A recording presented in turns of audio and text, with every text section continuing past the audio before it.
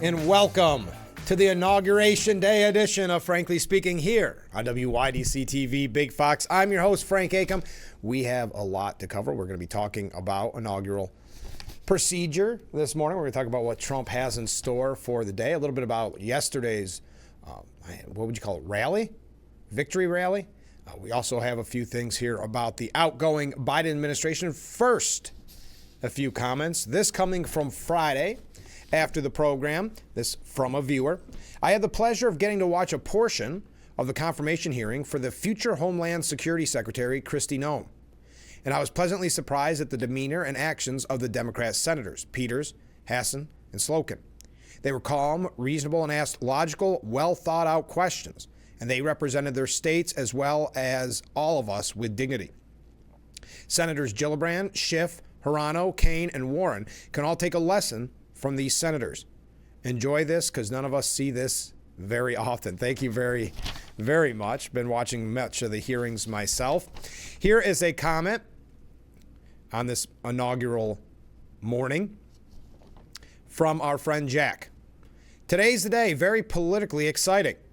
I'm praying that the new administration will be such a huge contrast and shining example compared to the last one that there'll be no doubt in anyone's mind moving forward that it needs to be the new standard for how to govern by the people and not by the global elite and mainstream media.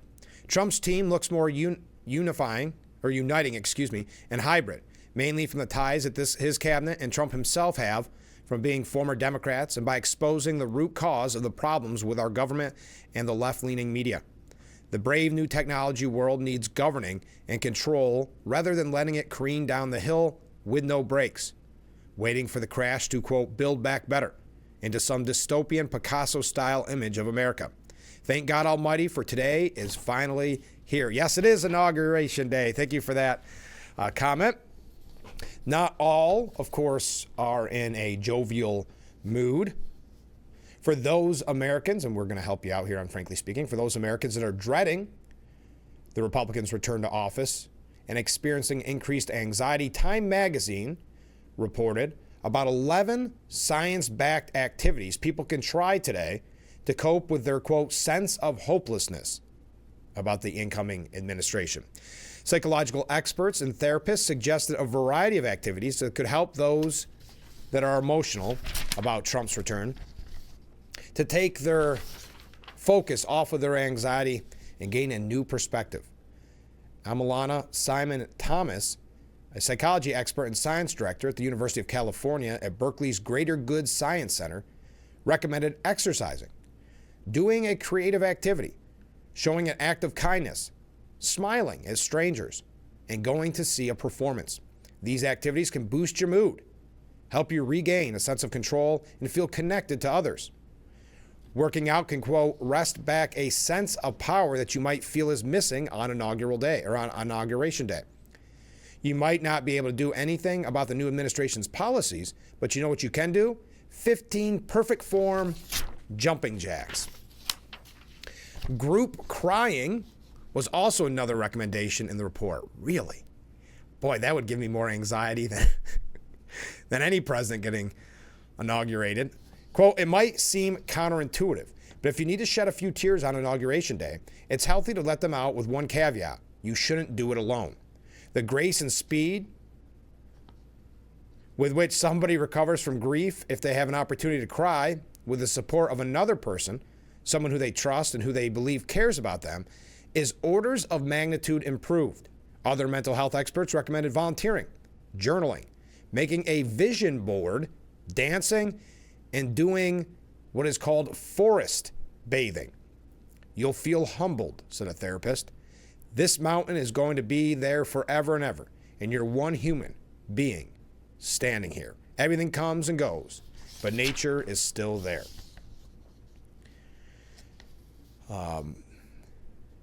11 ways to avoid spiraling on Inauguration Day includes forest bathing and communal crying, said Robbie Starbuck, the conservative activist. 1, Democrats are so weird. 2, Time magazine is an absolute joke. But this is a real issue. Colleges and educational groups are offering advice as well for inaugural day anxiety.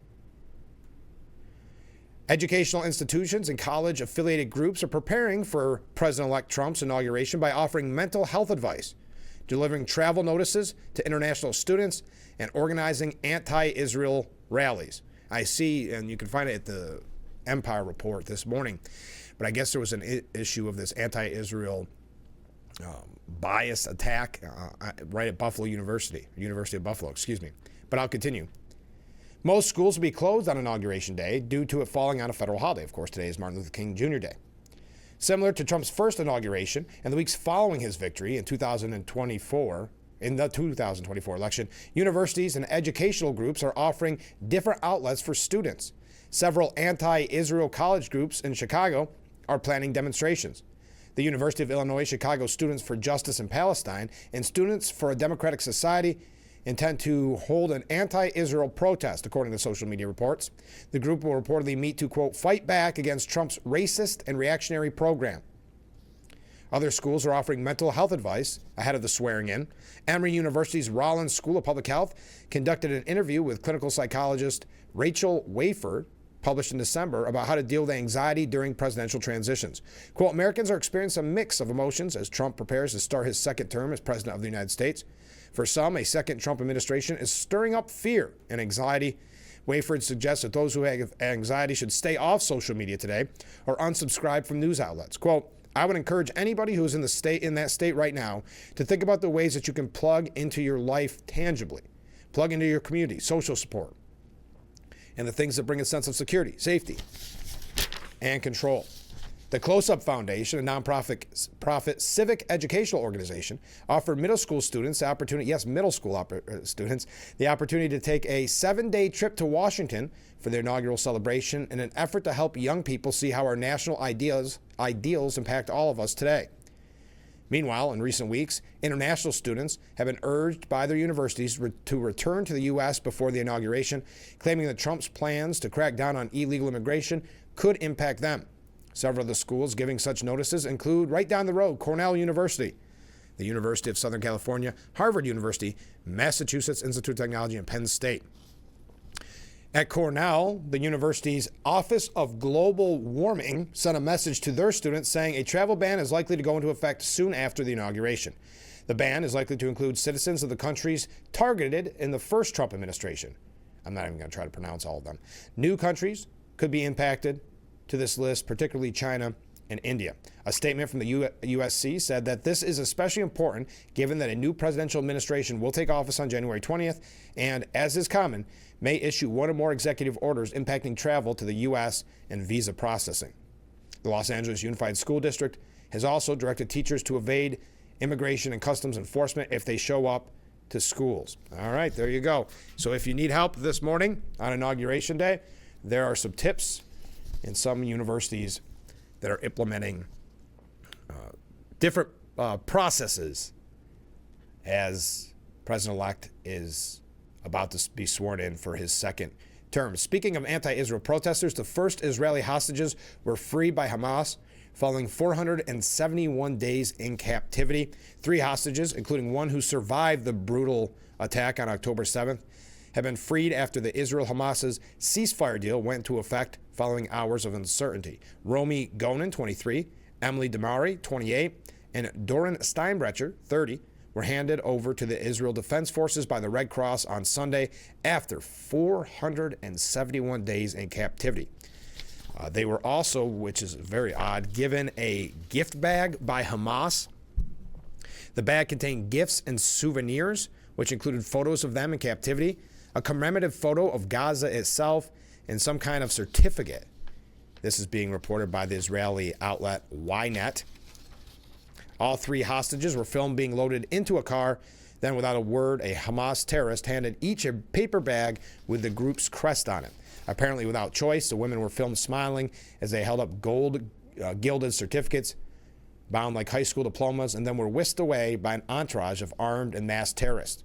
The hostages described the gift bags as a cynical game, apparently intended to manipulate them.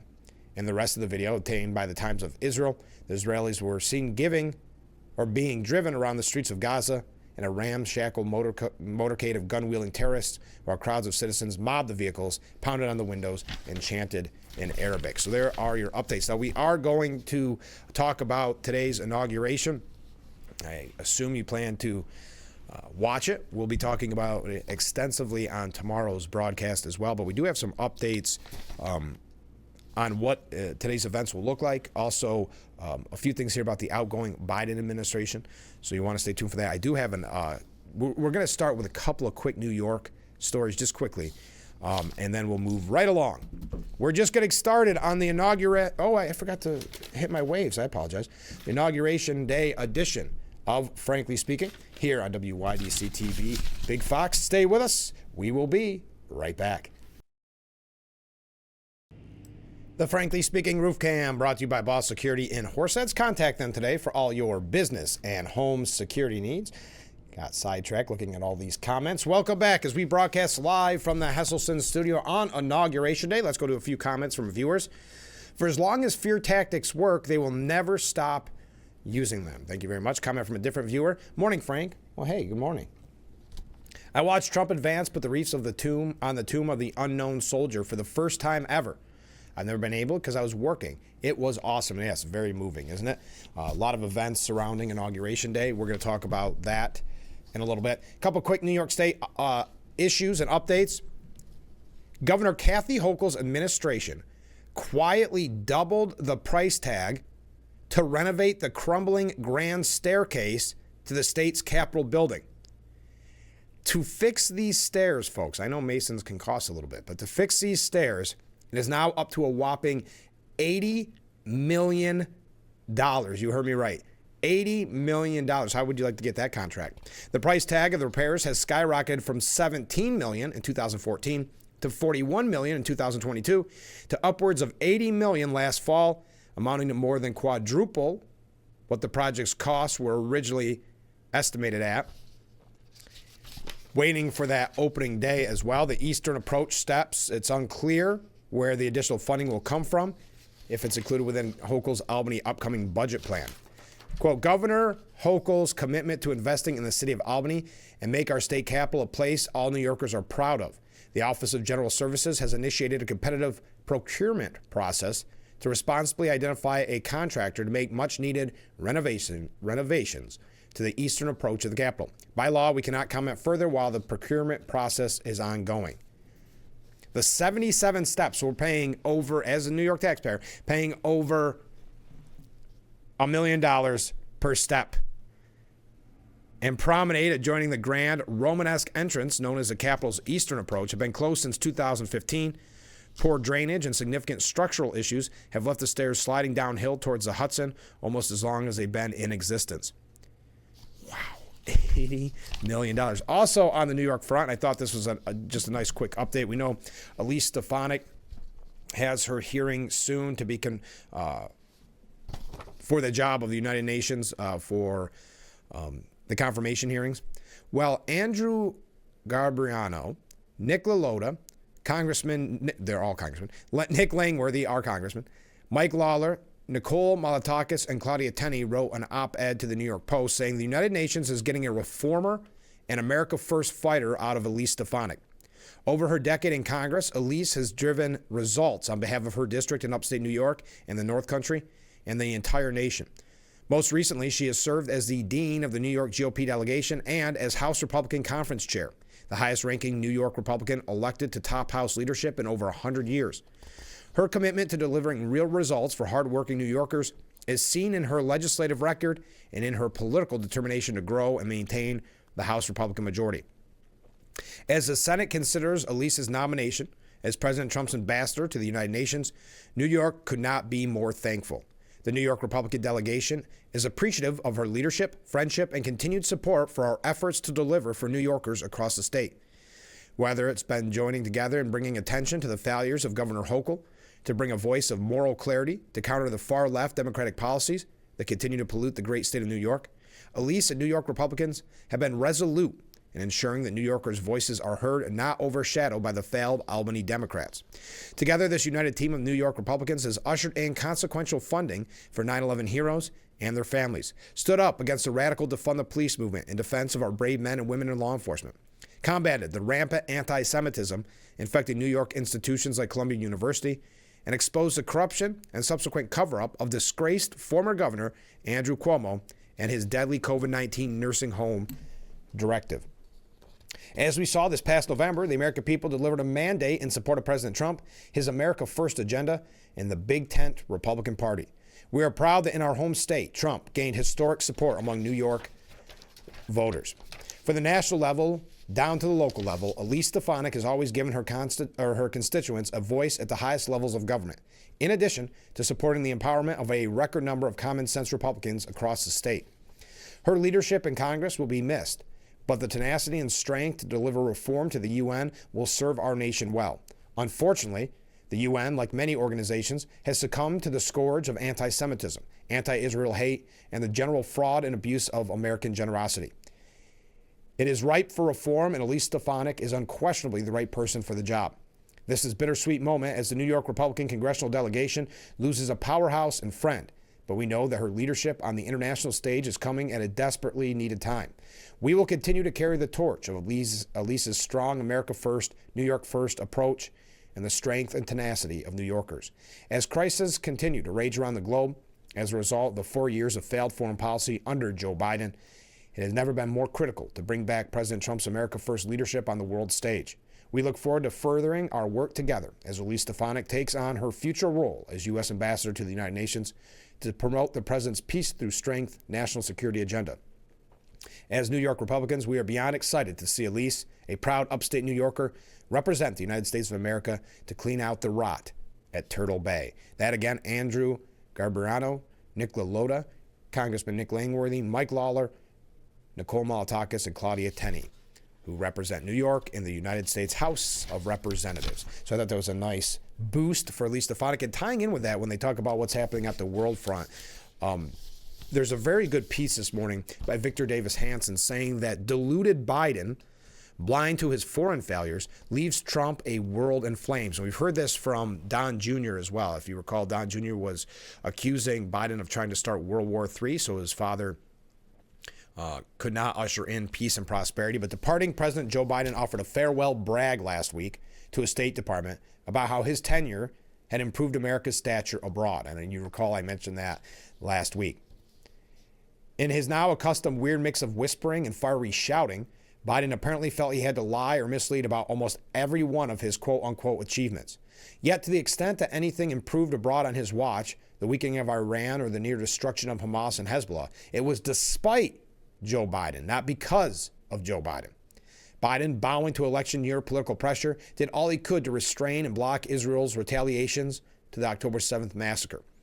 Only after he was reportedly proven wrong does he now shamelessly take credit for what Israel ironically achieved by ignoring his own threats directed at Israel. Biden is correct only that Iran is weaker than it's been in decades. But Tehran was aided, not hurt, by Biden's nonstop efforts to lift sanctions, to allow Iran to make billions in oil revenues, to pay the theocracy billions of dollars in hostage ransom, and to beg the mullahs to re-enter the ill-starred Iran deal. Everything Biden did made it much harder for Israel to survive. And I think Victor Davis Hanson, he went through and talked about Ukraine and Russia, et cetera, et cetera. But Biden's open border saw more than 10 million illegal entries, among them thousands of Chinese nationals. Meanwhile, Chinese investors were free to systematically buy up thousands of acres of American farmland adjacent to sensitive U.S. military bases and installations. Add it all up, and Biden would have done better to have just kept quiet and departed his failed presidency in shame. We're going to talk about his quote-unquote failed presidency. We have a few things on Biden's moving out today, of course, Inauguration Day. Then we're going to talk about the specifics of inauguration. Also, a few things here just in general about what Trump plans to do. Did you watch the rally last night? I did catch the performance of YMCA with Trump doing his now signature dance. But it seems like that was a nice rally. I know Friday's news that the inauguration was going to be moved indoors changed a lot of people's plans. Now it sounds like they had set aside 25,000 tickets, but the problem is with this arena, there are only 20,000 tickets, or only 20,000 seats, I should say, and that's not including what they'll have to do for security and the like. So that'll be interesting. Did you plan on going down and had to change your plan? I'd love to hear from you. If you're on your way to Washington, I guess there's no sense reaching out to you because you're not watching, frankly speaking. But I'd love to hear if you decided, or someone you know decided to go, brave the cold weather to go to the arena where they will now have the Inauguration Day parade. All right, we're going to talk about Biden when we come back. Stay with us. This is, frankly speaking, here on WYDC TV, Big Fox. The Frankly Speaking Roof Cam brought to you by Boss Security in Horseheads. Contact them today for all your business and home security needs. It's Inauguration Day 2025. Welcome back to Frankly Speaking as we broadcast live from the Hesselson studio. What are your thoughts? Yes, that is a little off, isn't it? What are your thoughts about... Well, let me word it this way, because we heard about the therapist that gave you ideas if you have a lot of anxiety on Inauguration Day. So how are you feeling this morning? Describe your emotions. Today, Biden will wake for the last time as president at the White House today. CNN said that Joe Biden's last official act as president will be attending the inauguration of his successor, a man he has repeatedly warned represents a fundamental threat to the future of this country. Today, the 82-year-old president leaves public service, bound to retire to his home state of Delaware after a trip to California following his departure from Washington. Now, if you saw you would assume at 82 is to retire. Now, Kamala Harris saying that she is not going to go into the night in what has become kind of a tradition as she was signing the vice presidential desk. She said, "You all know me because we've spent long hours, long days, and months and years together," she said with a snicker as she completed the tradition of signing the vice president's desk drawer. It's not in my nature to go quietly into the night, so don't worry about that, because I know a lot of people were worried that she was going to retire. The outgoing vice president added her signature next to the likes of former vice presidents Dick Cheney, Joe Biden, and Walter Mondale. She is the first female and second minority to serve as VP. The desk drawer signing ceremony dates back to the 1940s, and her desk has been used by every vice president since Lyndon Johnson. Okay, for whatever that's worth. Back to, did you see Nancy Pelosi, her daughter, ripping into Dr. Jill? The Democrat First Lady recently took a swipe at Pelosi over the Democratic mutiny against President Biden. We're going to talk about that in just a moment because the New York Times has a very interesting article that really puts the blame not as much on Pelosi as they do Chuck Schumer. We'll talk about that in a moment. But if I was Lady McBiden, I'd put on my big girl pants, play the long game, and think about my husband's legacy, Alexandria Pelosi said to Politico on Saturday. There aren't that many people left in America who have something nice to say about Joe Biden, and Nancy Pelosi is one of them, the younger Pelosi said. She has a point, because there's talk about insult injury on the way out the door. There's new polling that shows the number one word used to associate with Biden's legacy is nothing. We'll talk about that in just a moment. But well, anyway, we already know what Dr. Jill had said, but Nancy Pelosi's daughter saying there aren't that many people left in America who have something nice to say about Joe Biden, and Nancy Pelosi is one of them. So not very happy with what Lady McBiden, she calls her, what Joe Biden's wife had to say. So in one final insult to victims, and I mentioned this on Friday's show, Biden commuted the sentences of killers and sex traffickers. I guess sex trafficking, violent assault, gun possession, and murder all count as nonviolent drug offenses in Joe Biden's America, and crime victims are irrelevant. This coming from Jim Quinn. In his last days, Biden commuted the sentences of 2,500 federal defendants he claimed were convicted of, quote, nonviolent drug offenses, end quote, who are serving disproportionately long sentences.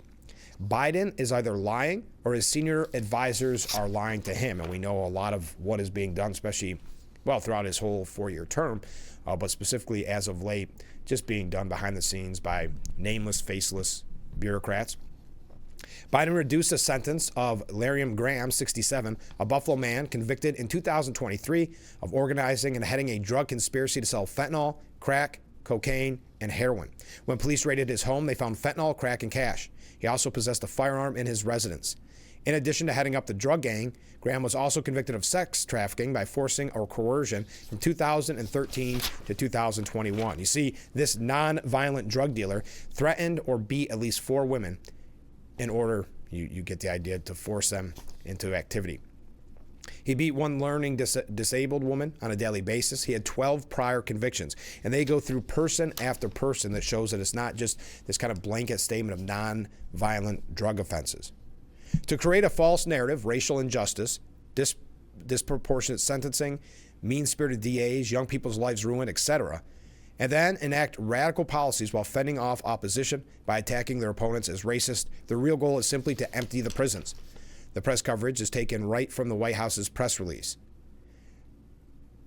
The commuting of sentences are reported as being for, quote, nonviolent drug offenders and are designed to, quote, end the disparity between sentences for crack and powder cocaine, providing deserving individuals the opportunity to return to their families. Really?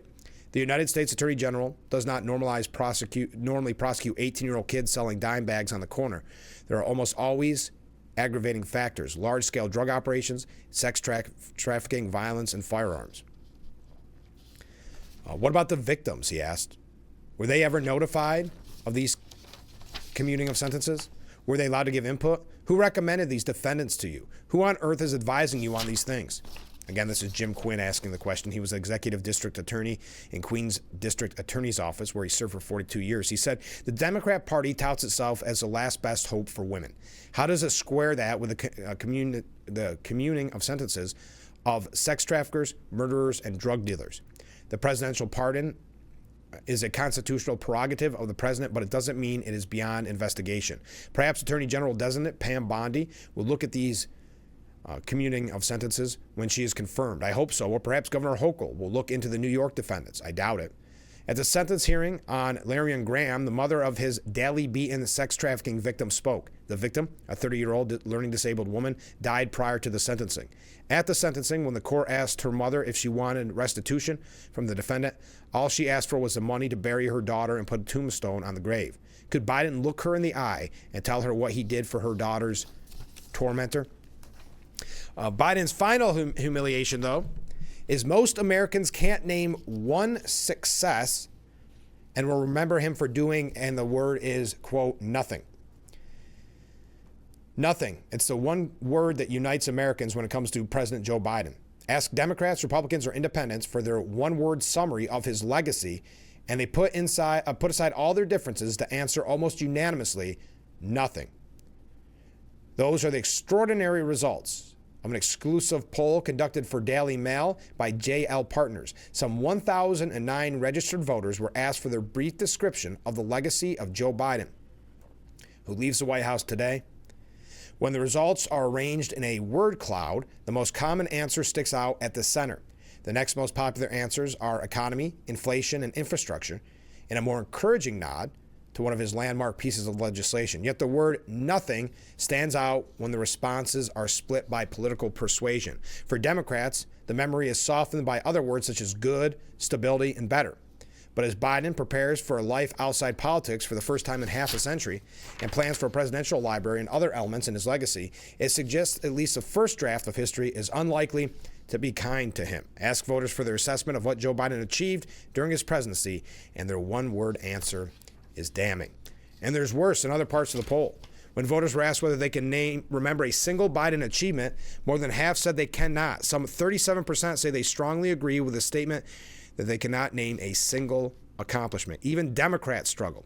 More than a third said they could not name a single achievement. The results echo an earlier poll which found that voters ranked Biden as the least successful of recent presidents. Wow.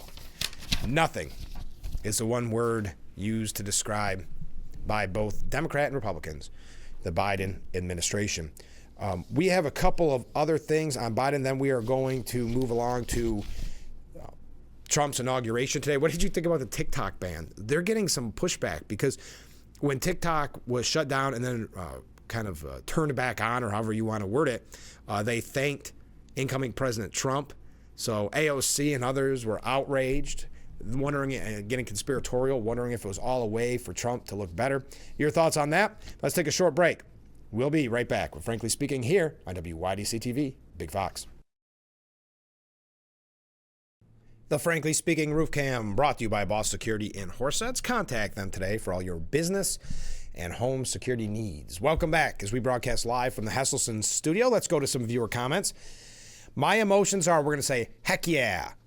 I'm one of the proud pieces of garbage that voted for Trump, and I'm going to be watching the inauguration. Well, thank you very much for that comment. Comment from a different viewer. I find it fitting that the Biden presidency is wedged between two terms of Trump. It will show how failed his presidency was, how historical he will be remembered as the worst president in American history. Thank you very much. Comment from a different viewer. Morning, Frank. Hey, good morning. If Biden was found unfit to be president, why then is he fit to offer pardons? That's a very fair question. But he could do, he wasn't found unfit. He was, don't get me wrong, but there was no trial for it. There is no evoking that constitutional amendment to out him. So I guess that's why he still has pardon power. Comment, I wouldn't use nothing as an explanation of Joe Biden's legacy, but I would say he was great for being so left, he turned the country right. That's a very fair point. Now on MSNBC, they asked House Minority Leader Hakeem Jeffries. They kind of confronted him with an old clip of himself during an interview on Sunday in which he declared President Biden was the best candidate to run against President-elect Donald Trump. Kristen Welker of NBC said, what do you say to Americans who believe you and other top Democrats misled them? Ooh. Wow. Because at the time, Hakeem Jeffries was saying that Biden was definitely the strongest candidate to run against now President-elect Trump. Quote, this is Hakeem Jeffries. Well, Joe Biden was the incumbent president at the time. He was the candidate at the time, and I supported him at the time. And that was the right thing to do based on the incumbent president making the decision that he was going to run. You see how they continue to try to blame Biden? Jeffries added that he wanted to look forward rather than backwards. Welker pressed even further, though, not accepting that, saying, do you believe you have a responsibility to be more forthcoming about what you see behind closed doors as it related to President Biden? Jeffries said, well, what I saw behind closed doors was a president who was working hard to get things done to deliver for the American people on infrastructure, on driving down the high prices of life-saving prescription drugs, on bringing domestic manufacturing jobs back home to the United States. Now, they also confronted Chuck Schumer on this. If you recall, I mentioned it in the past. Chuck Schumer calling any questions about Biden's mental health right-wing propaganda. When asked what he would tell Americans who think they were misled by top Democrats, Schumer said, quote, we didn't. Let's look at President Biden. He had an amazing record. The legislation we passed, one of the most significant groups of legislation since Lyndon Johnson's Great Society, putting in 235 judges, a record, and he's a patriot. So Hakeem Jeffries kind of wiggling out of that. But there is a new piece at the New York Times that goes in depth about Chuck Schumer's role, if you will, in ousting Joe Biden. I'm urging you not to run. How Schumer pushed Biden to drop out. The New York senator, who swallowed concerns for months and then stalled for time on sharing them with President Biden, ultimately told him he risked going down as one of the darkest figures. What do you think you saved him from that? Even look at his farewell address. So negative, so dark. Senator Chuck Schumer sat in the foyer of Biden's beach house, tired and tense. He had not slept the night before, and on the 4-hour drive from Brooklyn to Delaware, he had rehearsed out loud what he planned to say, reviewing note cards as he prepared for what he thought might be the most high-stakes speech he would ever give to an audience of one. It was July 13th, 2024, a humid summer afternoon just before 4 o'clock, and Mr. Schumer, the Democrat leader of the Senate, was about to make a blunt case to Mr. Biden that he needed to drop his bid for a second term. If there were a secret ballot among Democrat senators, Mr. Schumer would tell the president no more than 5 would say he could continue running. Mr. Biden's own pollsters assessed that he had about a 5% chance of prevailing against Donald J. Trump. Mr. Schumer would tell him information that was apparently news to the president. And if the president refused to step aside, the senator would argue the consequences for Democrats and Mr. Biden's own legacy after half a century of public service would be catastrophic. Quote, if you run and you lose to Trump and we lose the Senate and we don't get back the House, the 50 years of amazing, beautiful work goes out the window. But worse, you go down in American history as one of the darkest figures. He would end with a direct, "If I were you, I wouldn't run, and I'm urging you not to run." The roughly 45-minute conversation, which took place on a screened-in porch overlooking a pond, was more pointed and emotional than previously known, and helps to explain how Mr. Biden came to the decision just over a week later to end his campaign. It is a central piece of the untold story of how Mr. Schumer and congressional Democrats who spent years batting away suggestions that Mr. Biden was too old and mentally frail to be president ultimately led the effort to pressure him to step aside.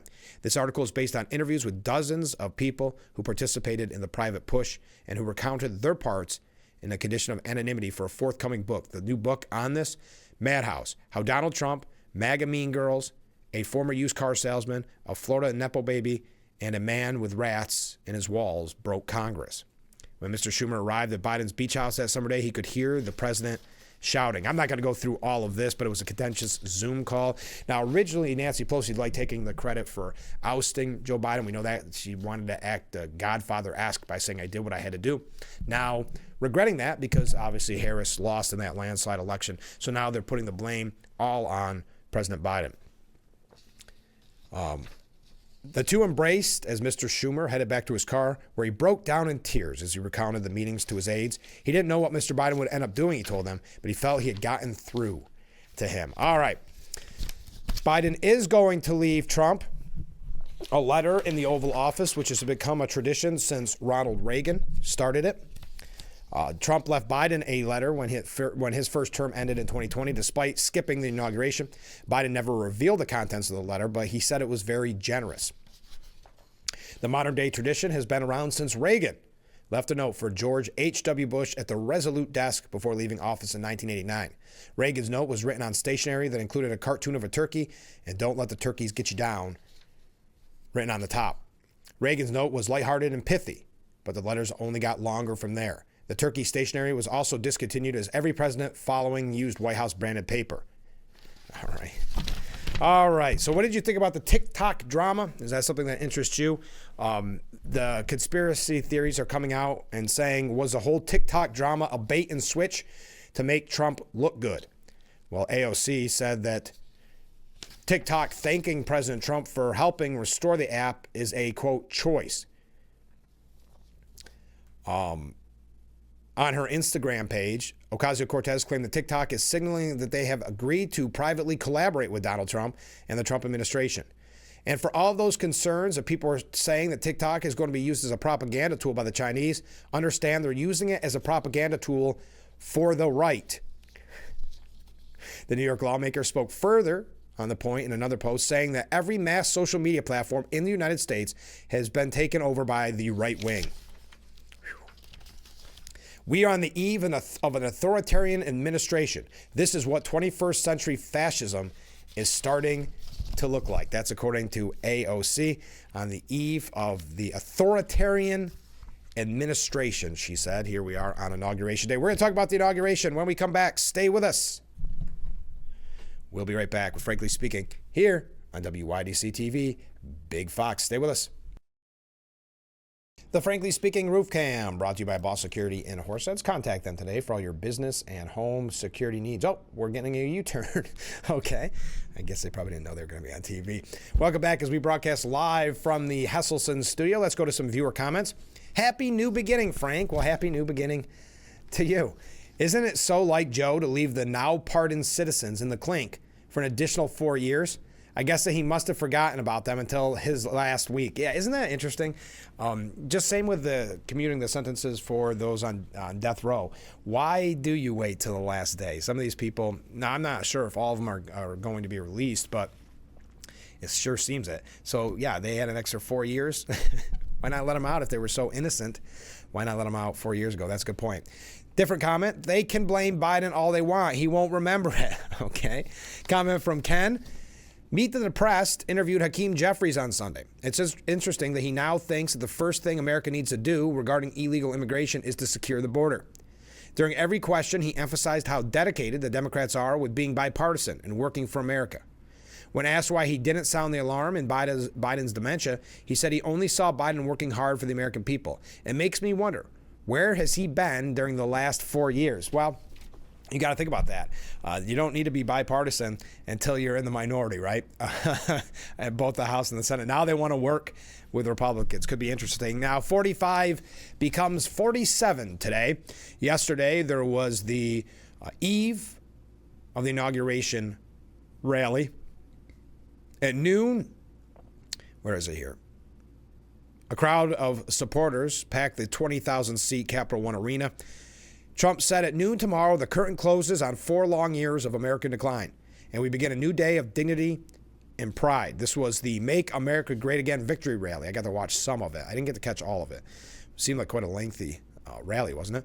Once and for all, we're going to end the reign of a failed and corrupt political establishment in Washington, a failed administration. We're not going to take it anymore. The 45th and soon-to-be 47th president appeared in good spirits as he took the stage to chants of USA. He smiled broadly and he approached the microphone and said, "We won. What a good feeling. We like winning, don't we?" We're going to stop the invasion of our borders. We're going to reclaim our wealth. We're going to unlock the liquid gold that's right under our feet. We're going to bring back law and order to our cities. We're going to restore patriotism to our schools. And he is going to purge the woke ideology from our schools, government, and military. We are going to make America great again. Ahead of the rally, thousands waited in line for hours outside the arena, braving near freezing temperatures so they could get a good seat for the final rally before the new administration begins. We just came here to celebrate, said one New Yorker. Named Ying Tan. Tan said she's been involved with the Asians for Trump movement since 2020 and was part of a group that volunteered in Pennsylvania ahead of the 2024 election. We want to put America first because right now they put all the resources to the migrants, she said, arguing veterans and homeless American citizens should be the ones getting help. We want to have a president to put the resources back to the people. We have to put our own first. I'm looking forward to hearing his speech and talking about how he wants to implement change, said Lorenzo Alvarado. He hoped to be there for Monday's swearing-in ceremony before it moved indoors due to frigid weather, but took the disappointment in stride. I heard from a lot of people disappointed. I had been talking to a few people that were going to go that had money, invested in Airbnbs and hotel rooms, all to have it moved inside. So you can go to the arena, but the problem is that holds 20,000, and I believe they release tickets for 25,000 people. And normally you get hundreds of thousands in the mall. So Kid Rock sang yesterday. Oh, did you hear what he had to say about, how are we doing on time? Good. Sylvester Stallone and Jon Voight. President-elect Donald Trump said the general public must now refer to Mel Gibson, Sylvester Stallone, and Jon Voight as Mr. Ambassador after he declared that they were going to be the ambassadors to Hollywood. I think Stallone was there. The rally took place just one day before the inauguration, as you know. Also with us tonight is a great actor, tremendously talented guy, Jon Voight, who's great, and a friend of mine. This was an hour-long address at least. I mean, this was quite a lengthy rally. And Sylvester Stallone is here, great guy. And I got Mel Gibson, Sylvester Stallone, and Jon Voight to become ambassadors to Hollywood, California, to put it back on track. So they're all ambassadors. You have to refer to them as ambassador, Mr. Ambassador.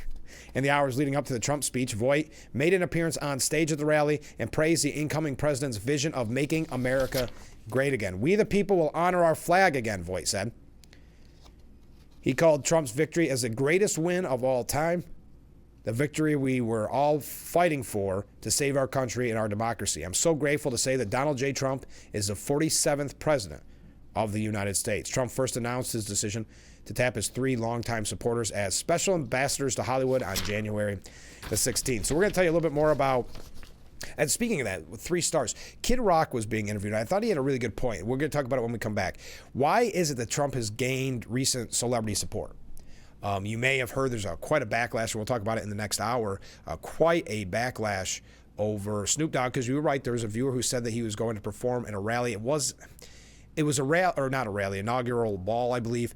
It was one that Trump did not attend. It had something to do with crypto, but it was an inaugural ball. And Snoop Dogg, who in the past had fantasized about killing Donald Trump, now performed at that event, but he's getting a lot of pushback from his supporters. We're going to talk about that as well. Also, a few things here about the inauguration, but let's take a short break, wrap up hour number 1. We got 1 segment left, so stay with us. We'll be right back with Frankly Speaking here on WYDC TV, Big Fox. Frankly Speaking Roof Cam, brought to you by Boss Security in Horseheads. Contact them today for all your business and home security needs. Welcome back as we broadcast live from the Hesselson studio on Inauguration Day. Kid Rock believes Trump has gained celebrity support because stars, quote, now feel it's safe to support Trump. It feels like the rebirth of our nation, said Kid Rock. Felt like that at the UFC fight after the election. Everybody was together, walking into the ring. There's just this overwhelming sense, you've heard it a million times, that America's back. Now they, meaning celebrities, feel safe to go into the water after dipping their toe in for 4 to 8 years. I mean, welcome to the party. Like I said, better to have them on board than not. And this was coming in reference to Carrie Underwood, which came as a surprise to many that she was singing the national anthem. Or is she? She's actually performing America the Beautiful. Excuse me. And then you have Jason Aldean. He's playing the Liberty Ball, as well as rapper Nelly. We talked about Stallone, Gibson, John Voight. Kid Rock continued, there's a whole change in the air. There's a whole shift in everything. People saw what we did the first time. And when you're really looking at the facts and the numbers and how great it was, and it's only going to get better from there. The feeling's everywhere, especially if you're on our side. It's through the roof. But I think people, all reasonable people, I feel, are understanding just it would have gotten a reasonable Democrat. I'm not really sure what that means. Like, it's okay. We think differently on a lot of things. But if you're a reasonable person, and I really got to stress reasonable, so there you are. Trump triumphantly returns to the Capitol for inauguration. The very place, according to Miranda Devine, that Democrats tried to destroy him. So we're going to talk a little bit about that, give you a couple of updates on the inauguration in general. I know you'll be most likely be watching. Maybe you have off today for Martin Luther King Jr. Day. If not, I'm hoping myself just to hunker down and make sure to watch all the festivities throughout the day. The event starts around 11:30. I think he gets sworn in about noon. We'll talk about that when we come back. Hard to believe. Hour number 1 already in the books. Hour number 2 on its way. We're going to take a look at the inauguration. We also have a couple things here. They have a article out. If we get a chance to get to it, we may not. What the mainstream media, who they believe Trump is going to go after, who his real enemies list is. This non-existent enemies list that they keep talking about. Well, they put together who they think are on that enemies list. We'll talk about that. Also, a couple things here just about the Trump administration in general. We know he's going to push or do a lot of executive orders today. I think there's going to be over 200 issues on one executive order. They're doing it as kind of think of it as an omnibus type of executive order, saying he said at the rally they wanted him to do it little by little, drips and drabs, but he said, no way. We're doing it all in one foul swoop. So that will be today. I believe that's right after being sworn in, before even the rally, before the inauguration parade. He's going to be a busy, busy man this morning as we look at Inauguration Day 2025, as the 45th president will now become the 47th president, and with that, swearing in the Capitol, not outside, but still obviously something you'll be able to watch. So we're going to give you updates on that coming up in just a little bit. I think that covers all of it. What did you think of the rally yesterday, if you happen to catch it? What are your feelings today? We learned that people are upset. There's therapists giving you those tips that I mentioned at the beginning of the program of how to deal with the anxiety of Inauguration Day. So what is the emotion? What is the feeling that you're feeling as we near that swearing in process? I would love to hear from you. Keep it clean. All right, we'll be right back with Frankly Speaking here on WYDC TV. Big Fox, please stay with us. Hour number 1 in the books. Hour number 2, mere moments away. We'll be right back. Hour number 2 of Frankly Speaking. Welcome. I'm your host, Frank Aiken. We are broadcasting live from the Hesselson's studio. We're talking about Inauguration Day and how you feel. We do have a comment from Ken. Ken writes in, every social media outlet has since their inception been decidedly left, until Musk took Twitter to X, which resulted in more viewers and our government trying to damage that platform due to it no longer being a left-wing propaganda machine. Now the remaining social media have, quote, seen the light and decided to not censor the right in the interest of fairness and balance. Obviously, their epiphany had everything to do with their fear of retribution and desire to continue to make billions of dollars off the American people. I wonder if my wife will now be allowed to recant Republican talking points on the Neighborhood app without being kicked off. By the way, she is testing that today. Well, good luck. She probably will still get kicked off. I've seen that as a trend on the Neighborhood app. But yes, they have. They've tried to censor conservatives, and that's why I am hesitant about the support of Zuckerberg. He seemed to come to the party late, meaning after the win, now he's a quote-unquote Trump supporter or wants to encourage Trump. That raises some major red flags to me. Same with Jeff Bezos to an extent. Musk, at least you could say, was there from the beginning, not the very beginning, but campaigning with Trump, donating money to Trump, where Zuckerberg looks, to your point, Ken, to kind of see the writing on the wall and realize that if he wants to lose a major portion of Americans not going to Facebook and Instagram, that he needed to make a change. He needed to talk with the president and show some type of support for the president. Hey, speaking, this is interesting to me, and it actually surprised me, as a matter of fact. The Governor Hochul has actually ordered flags raised to full staff today for the inauguration.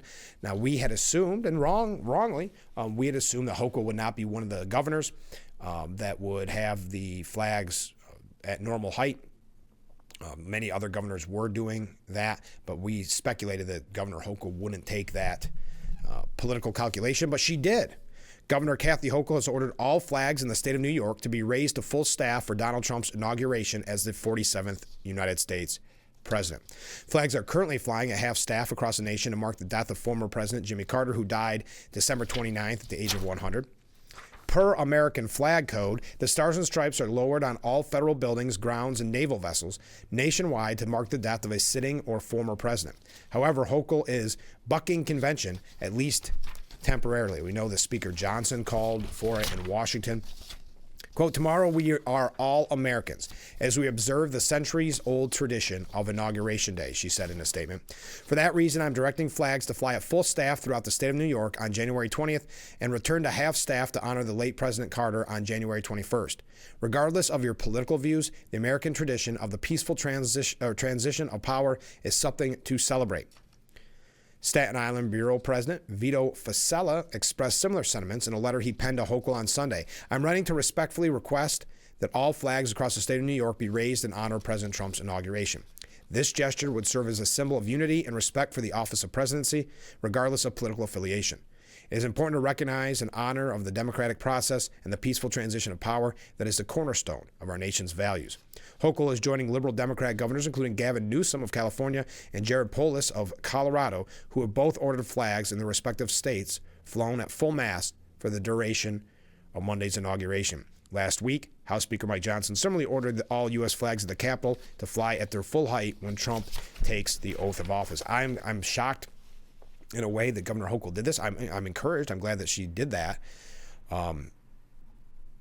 But I did not expect it. Republican governors around the country followed suit, such as GOP Texas Governor Greg Abbott, who announced American flags at government outposts in the Lone Star State would be flown full staff in recognition of the new president being sworn in.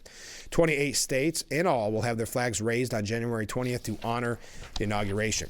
Trump himself had expressed consternation that flags would be lowered on Inauguration Day, hitting out of social media liberals on Truth Social for being giddy over the implication that the nation would be mourning for his assumption of office.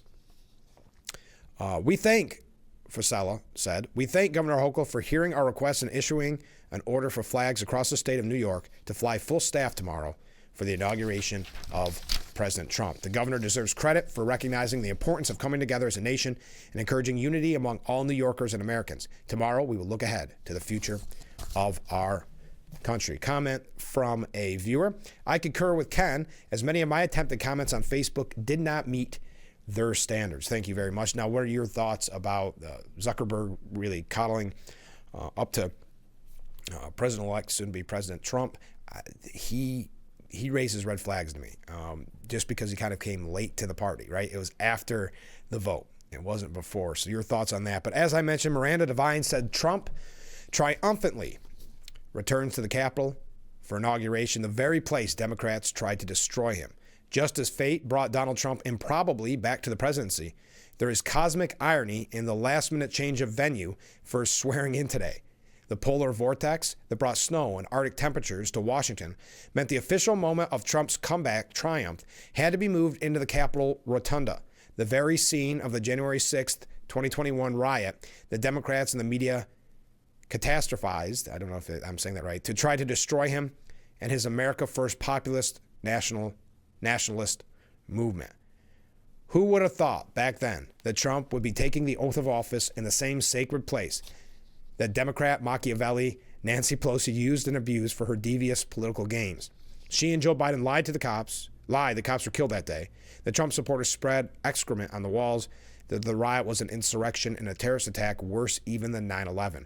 More than 1,500 Trump supporters caught up in the riot have been arrested, and hundreds have been sentenced to years in jail for offenses that would have seen most New York thugs left off with a slap of the wrist. Former Proud Boys leader Enrique Tarrio was sentenced to 22 years in jail, even though he wasn't in the Capitol during the riot. But democracy won. The will of the people has brought Trump back to the symbolic beating heart of our democracy to be sworn in for a second time. The Arctic chill provides a cathartic cleansing before the economic sunshine promised in the golden age, or the golden era of Trump.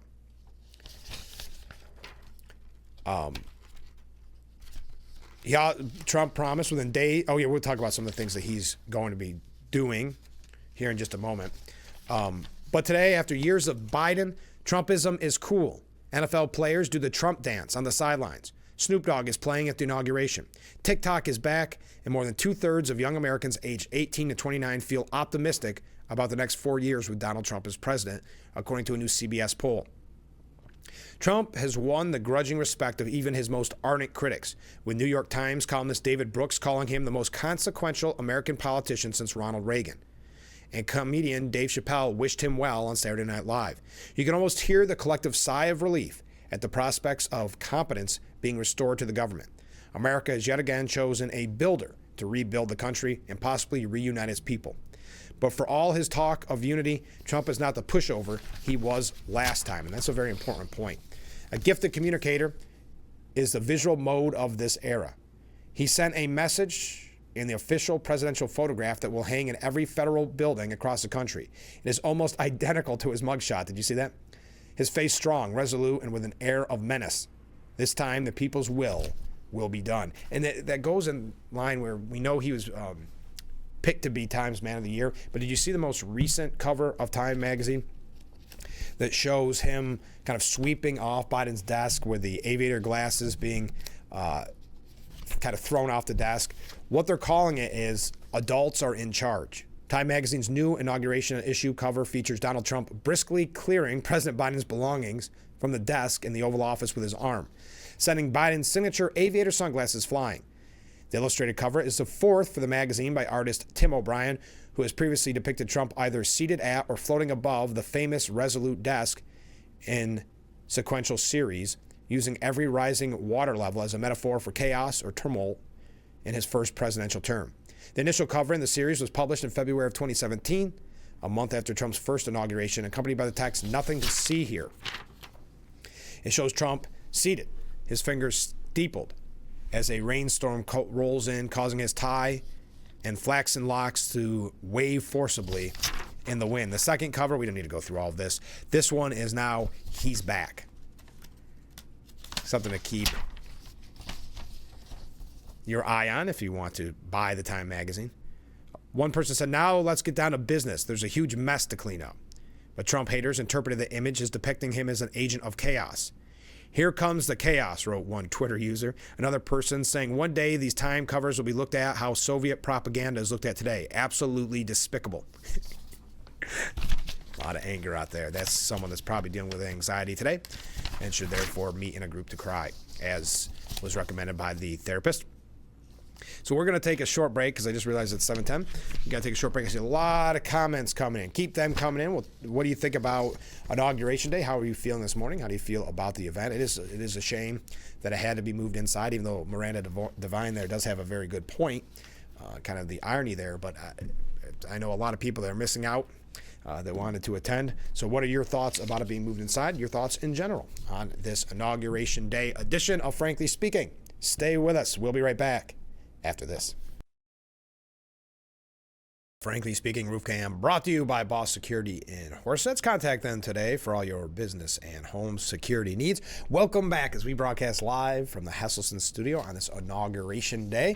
We got a lot of comments from viewers. First off, Hochul raised the flag for votes. Nothing more than politics. Good point. Another comment, for those who didn't vote for Trump and have anxiety, I do believe Ithaca, New York still has crying rooms. Yes, they were one of the universities. Cornell was mentioned in that piece as well about the crying rooms, about the do some exercise. I remember last time it became a joke, but it was factual, where puppy dogs and ice cream were brought in to calm the minds and the nerves of the young students who just couldn't take Trump's first inauguration. A comment from a different viewer. I believe America is great and will always be. We have just been misled for the past 4 years. Thank you very much. Another comment. It's so mature of Hochul to order the flags to full staff. However, one question remains. Will she touch her tongue to the flagpole when Trump double dog dares her? Thank you very much. Little reference to the Christmas Story. Next up, will statues that were removed or destroyed be replaced? I'm not sure what's that in reference to. I'm not sure. A comment from Ken. He writes, do you think with only 5 hours left that the Biden family members and the January 6th unselect committee members are biting their fingernails, waiting for their preemptive pardons? Yeah, the talks, you're right, Ken. The preemptive pardon talks kind of went by the wayside. A lot of people speculated that they would get the same kind of pardon that Hunter Biden did. Let's take a look at that, by the way, since you mentioned that. They put, and who was it that put this together? It was all the people that they believe will be on Trump's, quote, retribution list, his enemies list. Now, for those deemed Trump's enemies, a time of anxiety and fear. Donald Trump is returning to the White House, vowing to seek retribution. Those in his sights are worried both about him and his supporters. Why his supporters? This coming from the New York Times. Mr. Trump has promised to investigate and punish adversaries, especially those involved in the 4 prosecutions and the congressional investigation of the January 6, 2021 attack on the Capitol. Those threats, along with his stated intention to grant clemency to at least some of those who carried out the January 6th assault, have many in Washington and elsewhere on edge, fearing not just government action against them, but the telegraphing of his wishes has created an environment of unpredictability, free-range retribution by his supporters. So now, just like they're deplorable, they're garbage, et cetera, now they're someone to be feared because they voted for Trump. It's always amazing, these people who keep saying, and it's all these Hollywood celebrities, as if Trump cares about the members of The View. Oh, look at all these waves coming in. Thank you. So this is the list, again, according to the New York Times, of who will be in line for Trump's retribution. Ready? Jack Smith, okay.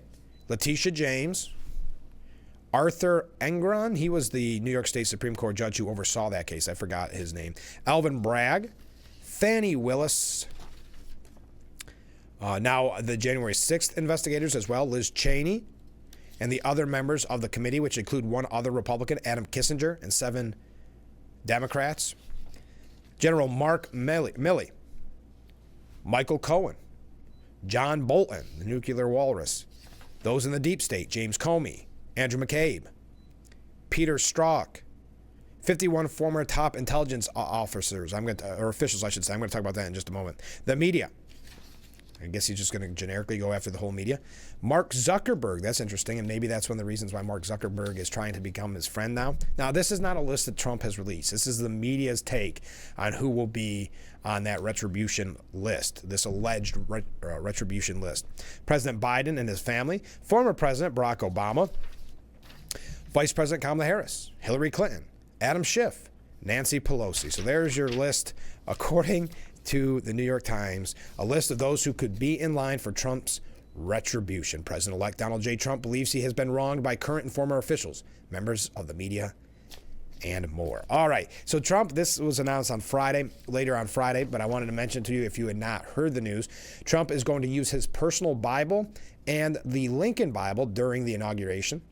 This Bible was one given to him by his mother, and the other one is President Abraham Lincoln, what he used in his own inaugural ceremony in 1861. The incoming president's personal Bible was gifted to him by his mother in 1955 to, quote, mark his Sunday church primary school graduation at First Presbyterian Church in Jamaica, New York. Trump's Bible is a 1953 Revised Standard Version, the outlet has reported. He will also be sworn in with the historic Lincoln Bible, which was used by former President Barack Obama at both of his inaugurations and Trump at his first inauguration. I can't remember. I think J.D. Vance is going to use a Bible that his, what's he call her, Mima gave him. So that's how he is going to be sworn in. That was a press release sent by the Trump campaign, or the Trump-Vance transition sends a lot of emails down to every minute point, but that was a neat one to get that information, so we had it for you. Freezing temperatures have forced a lot of big changes to today's inauguration events. Trump did announce on Friday that the conditions were dangerous and that he did not want to see people hurt or injured in any way. Therefore, I've ordered the inaugural address, in addition to prayers and other speeches, to be delivered to in the United States Capitol Rotunda, as was used by Ronald Reagan in 1985 due to the very cold weather. Capital One Arena, not far from the National Mall, where crowds would normally gather to watch the ceremony, will be open to view the inauguration, and Trump said he would stop by the arena after his swearing in. The relatively small area inside the U.S. Capitol will deprive Trump of the overflowing crowd he'd have wanted on the mall. It will also likely cause jockeying among dignitaries and lawmakers to be able to witness Trump swearing in personally.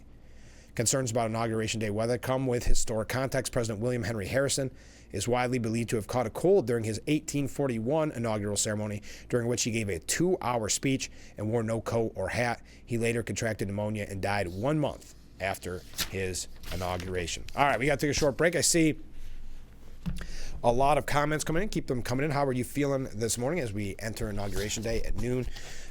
Donald J. Trump will be sworn in as the 47th president of the United States. That's at noon today.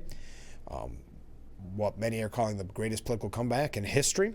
We're going to talk about that. A couple things here about some of the performers, some of the things to look for, what some of the talking heads had to say, but we got to take a short break. What's most important is I want to hear from you. What do you think about today? Do you need the puppy dogs and ice cream cones to get through the anxiety? Or are you going to be celebrating with an ice cream cone? Anyway, stay with us. We'll be right back with Frankly Speaking here on WYDC TV, Big Fox. The Frankly Speaking Roof Cam, brought to you by Boss Security in Horseheads. Contact them today for all your business and home security needs. Welcome back as we broadcast live from the Hesselson studio here on Marcus Street in Corning. Here's a comment. I was almost going to combine the two. Here's a comment from a viewer. Given that President Reagan was also forced to move in his inauguration side, I take it as a good sign. But Snoop Dogg, really? We're going to talk about that in just a moment. I understand your apprehension. We're going to dive a little bit deeper into that. Comment from a different viewer. Media at its finest today, and that was in reference to the article that I mentioned at the very top of the program, which is talking people off the ledge, how to deal with their anxiety with Trump derangement syndrome on Inauguration Day. A day to actually be thankful for live stream on the White House website. Yes, so you don't have to see the media's coverage. I agree. Good morning. Another comment from a different viewer. He absolutely should have a retribution list. They have always accused us of what they are and what they do. Oh, the irony. They know that he absolutely should go after those who scammed and lied. Bottom line, who broke the law? We are told by the left above, no one is above the law. I think in New York State, we should start with Letitia James. But wait, there's more. Go Bills. Well, thank you, Go Bills. That was a great game yesterday. I guess it got, listen, it was past my bedtime. I watched the first half, but I guess it got a little nerve-wracking towards the end, huh? So I'm kind of glad I was not able to stay up. Okay. Here we go. We have to be sensitive to those that need a puppy for comfort. Not everyone has Frankly Speaking in their life for encouragement through the rough years. Well, thank you. That's a nice comment. Yes, not everybody. They should watch Frankly Speaking. But I understand the outrage over Snoop Dogg on both sides, because him and Rick Ross, who performed at this pre-inauguration crypto ball, had both fantasized about killing President-elect Donald Trump in their music, with Snoop even pretending to point a gun at the then president in a music video. Video footage from the party has gone viral, showing Snoop Dogg taking the stage to perform a set for the tuxedoed crowd. It was a pro-Trump crypto ball. Now, I don't believe Trump was in attendance. You know, anybody can throw an inaugural ball. House Speaker Mike Johnson was there, along with other rappers, including Rick Ross and Soulja Boy, according to multiple reports. In the video, Ross denied he was performing at the event, though he did appear to confirm his attendance, saying, "It's a private vibe I'm doing with my brother Snoop Dogg." However, additional viral footage from Friday's party showed Ross performing on stage. Snoop Dogg vehemently opposed Trump during his first term. We don't have to go through all that. Some very nasty things were said at the time.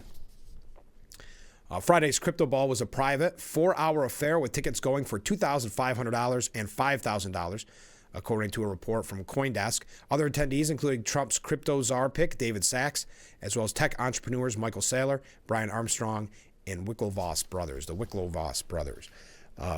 But Snoop is receiving backlash from the left over this. The rapper and actor was filmed performing at the first ever crypto ball, as I mentioned. Silicon Valley investor and millionaire Sachs is set to step into the White House in his formal capacity as AI and crypto czar, a real job title, for cryptocurrency shilling President-to-be Trump. After footage of the performance was uploaded to the Shade Room on Instagram, Snoop came under fire, with some describing the move as culturally embarrassing and disrespectful. A large portion of the star's fans have not taken it well. Now, he had said, when the controversy began, he declared last year that he had nothing but love and respect for the Donald. Wait a blanking minute. Snoop Dogg is playing Trump's inauguration? No. I never thought I'd have Snoop Dogg being a Trump supporter on my bingo card, but here we are. What is Snoop Dogg's new name? I'll go first. Snoop Fraud. Ooh, losing some of his supporters. Dressed in a black jacket with gold buttons and a bow tie, Snoop performed hit single Drop It Like It's Hot and reportedly played a DJ set which included Journey's Don't Stop Believing and Bob Marley's Three Little Birds.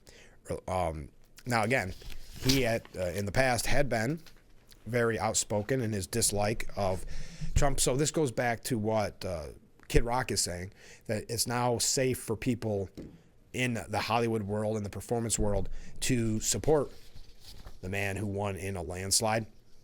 Even the Village people who admitted that they voted for Harris, performing at that rally yesterday, saying they want to bring a message of unity. All right, there you go. What to watch for at Donald Trump's second presidential inauguration, according to Michael Williams at CNN. How am I doing here? Time-wise, good. Okay. Well, no, let's take a step back. I did have another piece on this, how liberals are fuming as Snoop Dogg performed at the pre-inauguration ball. Yeah, they are. They took to social media saying that this was not good. Get out of here. Oh, wow, using some horrible, horrible language to describe Snoop Dogg. Wow, nothing I can read, actually. Some nasty things. So what are you going to watch for at Trump's second presidential inauguration? Trump will be sworn in today, returning to power to enact his sweeping vision of America after leaving his office, it says here, this is from CNN, in shame 4 years ago. Trump will become the nation's 47th president at noon today, completing a remarkable 4-year arc after he left Washington as a pariah at the end of his first term. J.D. Vance will become its 50th vice president, a meteoric rise for a man who was elected to the Senate back in 2022. Both Trump and Vance have promised to hit the ground running to enact a wide range of his agenda. The day is already shaping up to be out of the ordinary. Projected frigid temperatures means that it's moved inside. Trump described Monday's conditions as dangerous. Therefore, I've ordered the inauguration address, in addition to prayers and other speeches, to be delivered in the United States Capitol Rotunda. Capital One Arena, not far from the National Mall, as I mentioned, where crowds would normally gather to watch the ceremony, will be open where you can view the inauguration in there. Now, Trump has said he will take steps to immediately enact part of his large agenda, with executive actions pertaining to immigration enforcement expected to be released within the first hour of his second term. We're going to tell you a little bit more about the executive orders. One of the first moves Trump said he will make as president is signing an order that delays the law that banned TikTok and briefly made the app unusable for Americans over the weekend.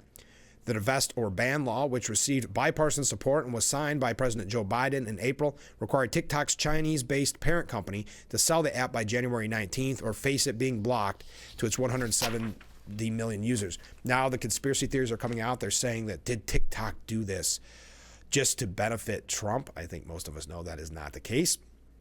Or why would that even be necessary as he's being sworn in?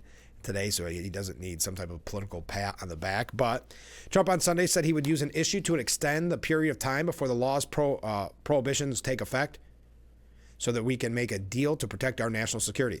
He also proposed a 50-50 partnership between ByteDance and an American owner.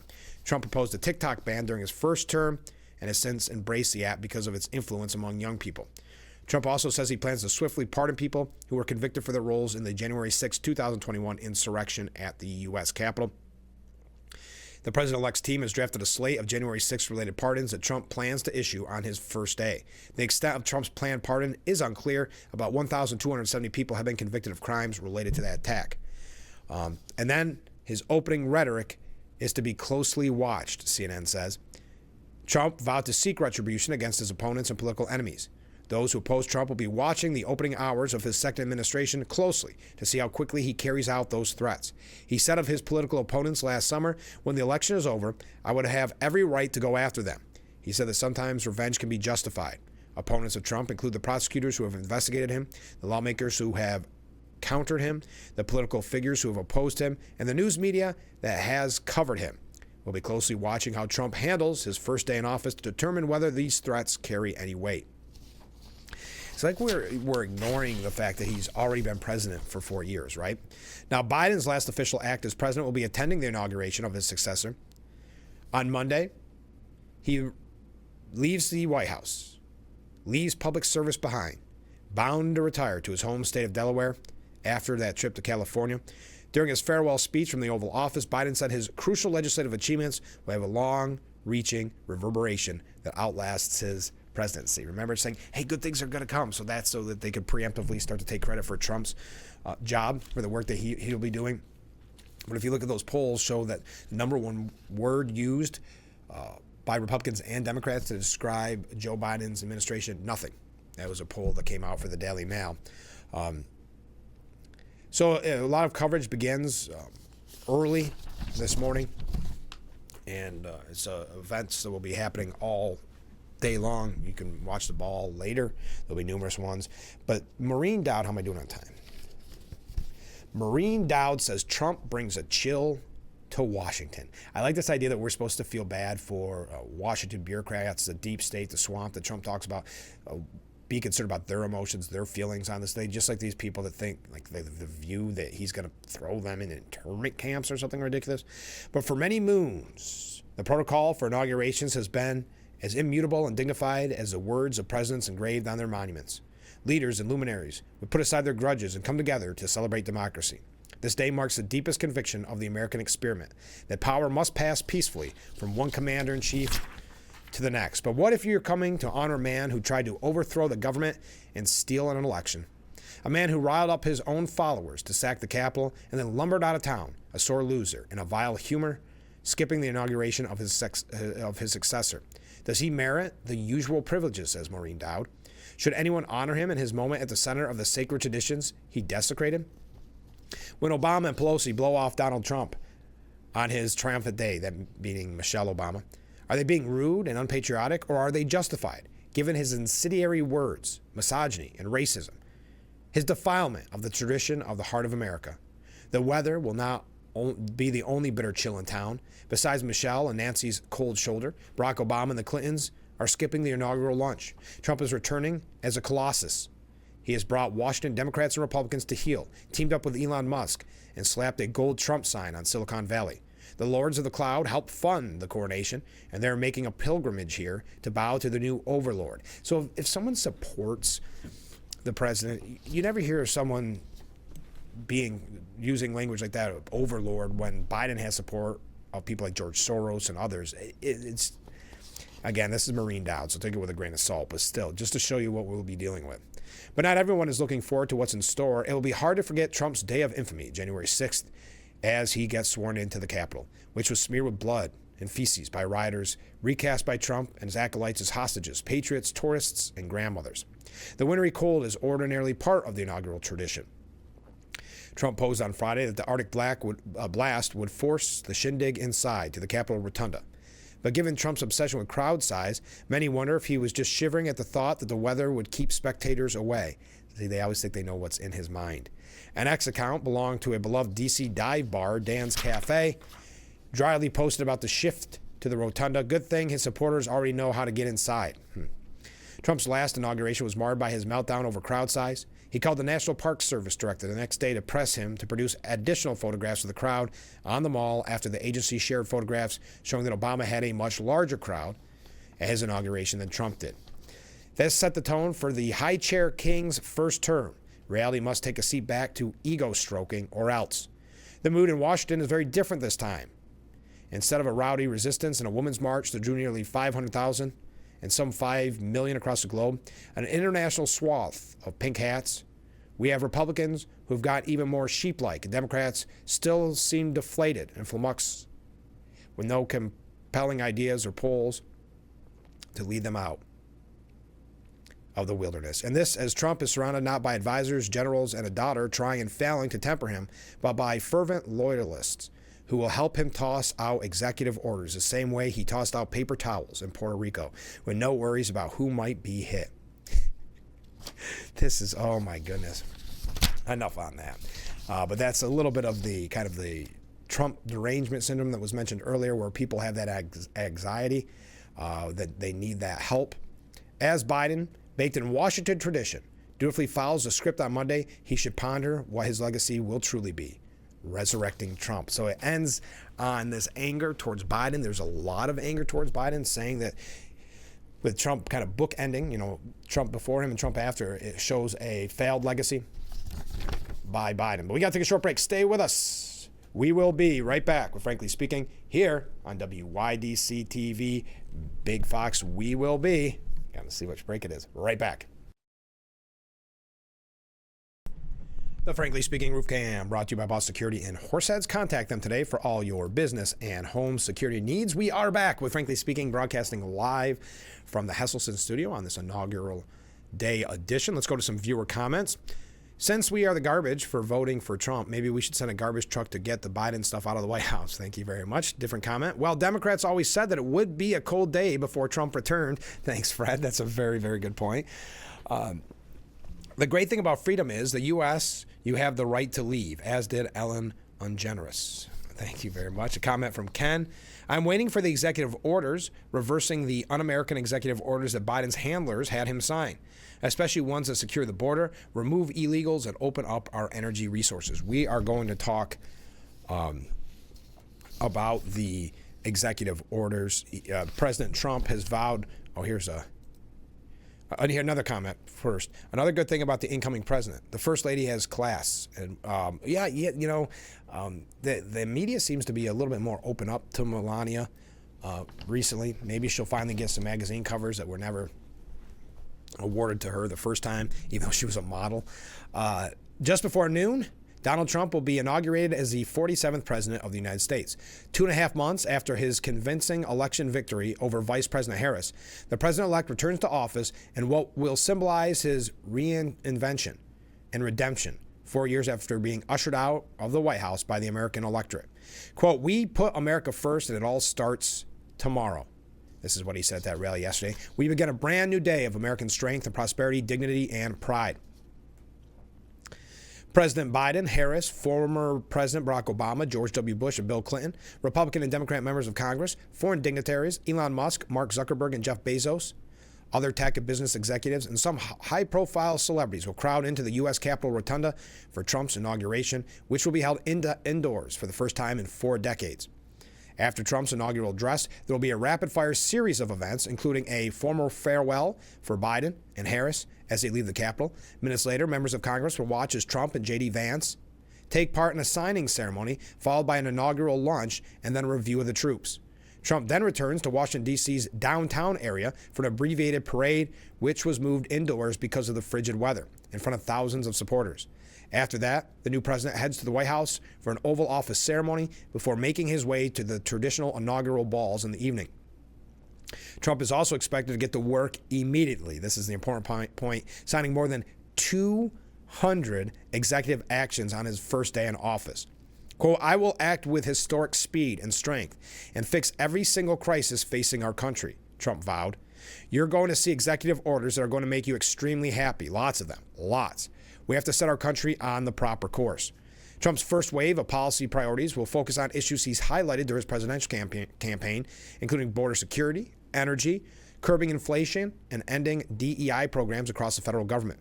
A senior administration official familiar with the executive actions and authorized to brief Fox News Digital said Trump on day one, quote, will end the catch and release of illegal immigrants, pause all offshore and wind leases, terminate the electric vehicle mandate, abolish the so-called Green New Deal, withdraw from the Paris Climate Accord, and take several major steps to assert presidential control over the federal bureaucracy.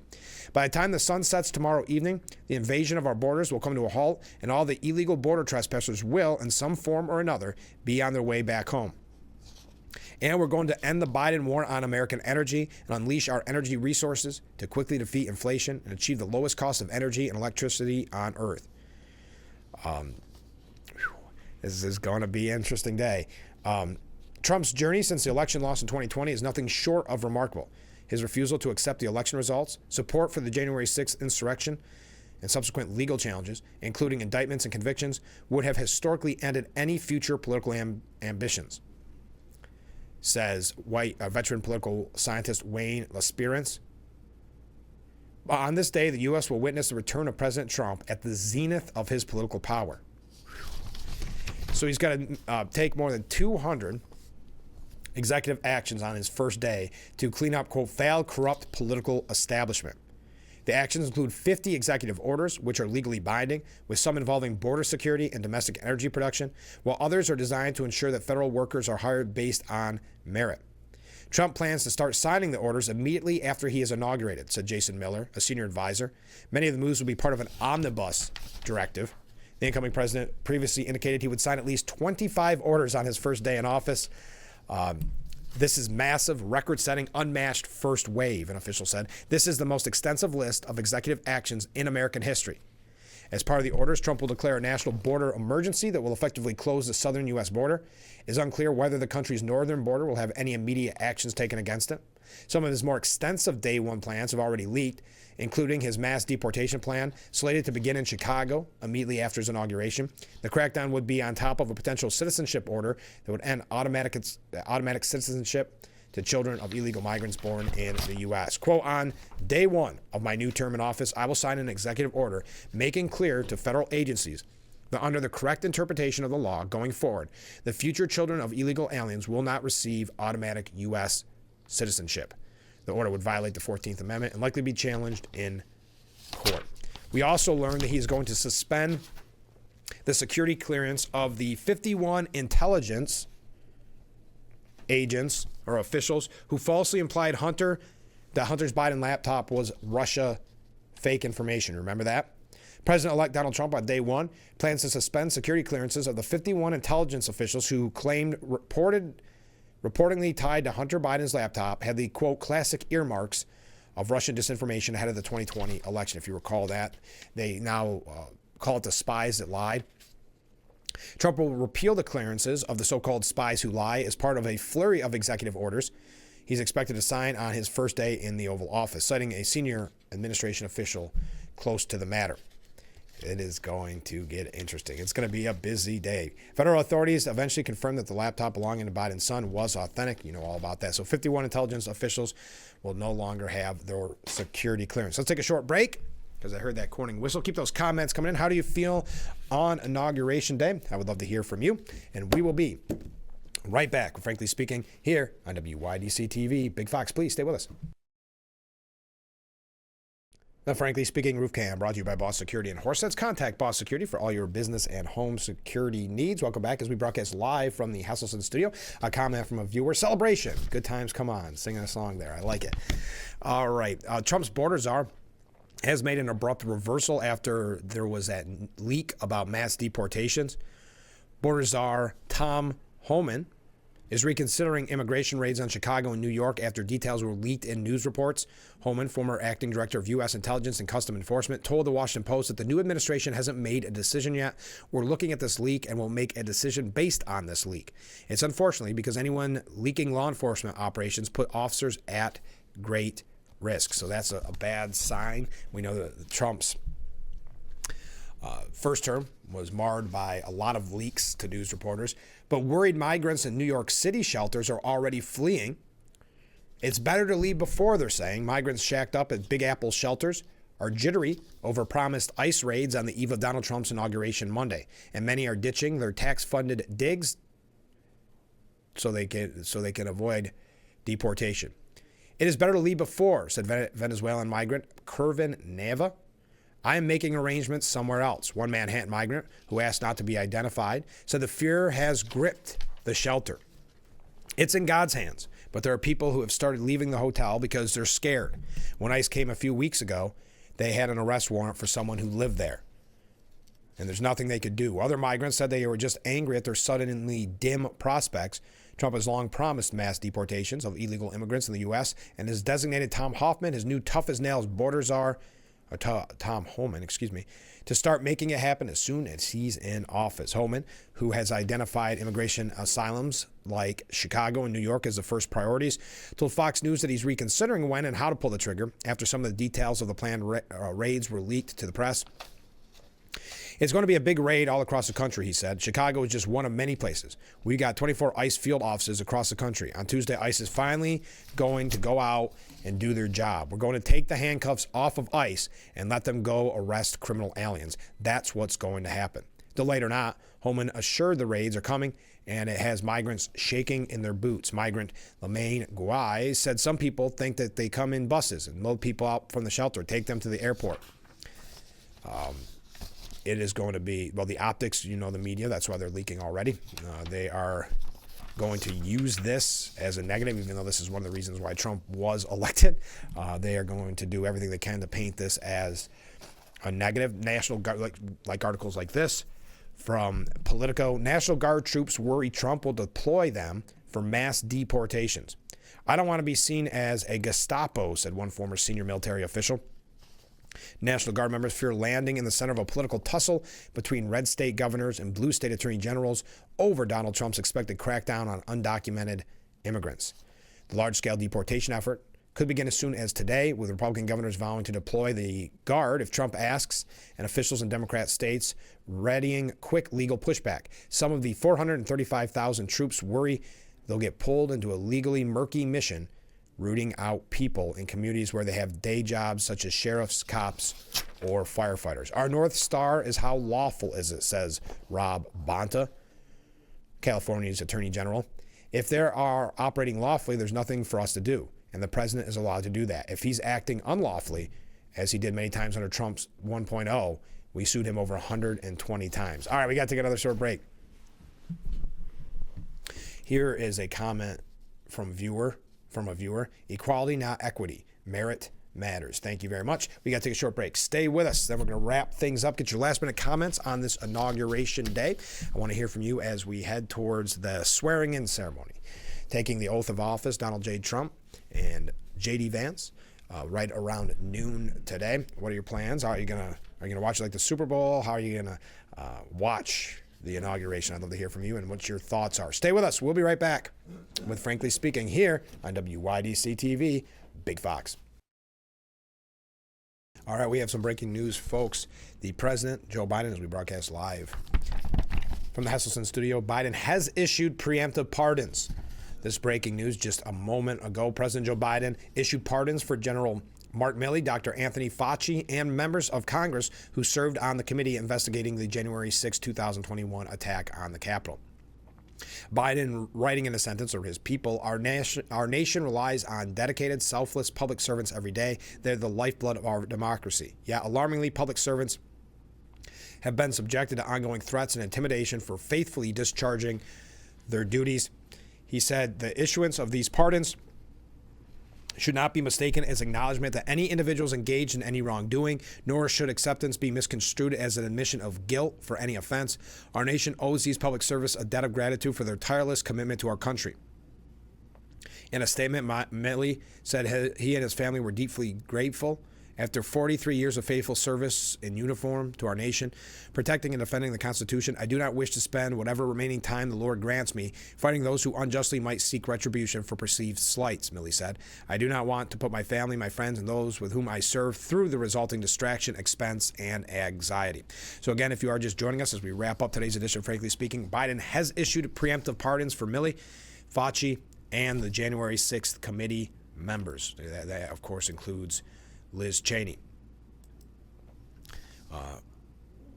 Okay, a couple comments. Interesting political times ahead. Mass deportation could definitely fuel a Democrat fire. No. January 6th. Yeah, January 6th committee members are also pardoned. Yep, saw that. Thank you. I think illegal immigrants should be worried. They did break the law, right? Yeah, that's a good point. I've seen documentaries, this is from Fred, of what some migrants went through to get to the border, and I feel for them. But that was their choice to illegally enter, and they cannot stay. They have not been here long enough to put down roots in our community, so they can keep on moving along. Thanks, Fred. But yes, the breaking news coming out this morning of the preemptive pardons that so many were waiting for. We even joked at the beginning of the show of what were they going to happen. Ken says proof that they are criminals. Well, Biden says don't take it as an admission of guilt. By the way, as we wrap up, Trump vows to release JFK, RFK, and MLK assassination files in a massive transparency push. At the first step towards restoring transparency and accountability to government, we will also reverse the overclassification of government documents, he said. And in the coming days, we are going to make public remaining records related to the assassination of President John F. Kennedy, his brother Robert Kennedy, as well as Dr. Martin Luther King Jr. Now, Lindsey Graham was on Face the Nation on Sunday saying, worry about reporting the news fairly, which you don't do when it comes to everything Trump, signaling that CBS has not been what you would consider fair to this administration. I believe, well, we're not going to go through all that because we don't have time. Trump also took a shot at the ABC presidential debate moderator over crime rates fact check during the rally. Do you remember I did this debate and I had David Muir from ABC saying, no, crime has gone down. I said, no, it's gone through the roof. Crime has gone through the roof, David. No, crime has gone down. I said it's gone through the roof, and then he goes, I disagree with that. The next day they announced the crime was up like 40%. This guy the whole thing is so bad. Yes, wow, a lot of people upset. This is absolutely outrageous, and of course they're all guilty. I agree with Ken. Proof. Thank you, guys. If you're just joining us, the big breaking story this morning that Biden issued the preemptive pardons for Milley, Fauci, and the January 6th committee members. Not a surprise, but I thought maybe they'd forgotten about it almost in a way because we're getting right. I mean, few hours he will no longer be president. Here's a comment from a different viewer. Not surprised, one criminal pardoning another to cover his crimes. Thank you very much. Oh, so many comments coming in, but we are out of time for today's edition of Frankly Speaking. Oh, by the way, there is a lawmaker. Representative Todd Warner has filed House Bill 217, which would rename Nashville International Airport to honor none other than Donald J. Trump. There you are. We are out of time for today's edition of Frankly Speaking. Did preemptive pardons exist before Hunter, or is this another Biden legal invention? I don't know. One that's been that sweeping. I think most agreed that they can't think of one that has been that sweeping like with Hunter. I don't have the specifics because it just broke about the preemptive pardons that Biden released this morning, so we don't have all the specifics. I'm sure we'll talk about that tomorrow, as well as the inauguration. Enjoy the inauguration, and let me know what you think, and we'll read them on the air, the comments on the air tomorrow. Have a great day, everyone, and we will see you tomorrow morning, bright and early, with Frankly Speaking. I look forward to it already. Enjoy Inauguration Day 2025.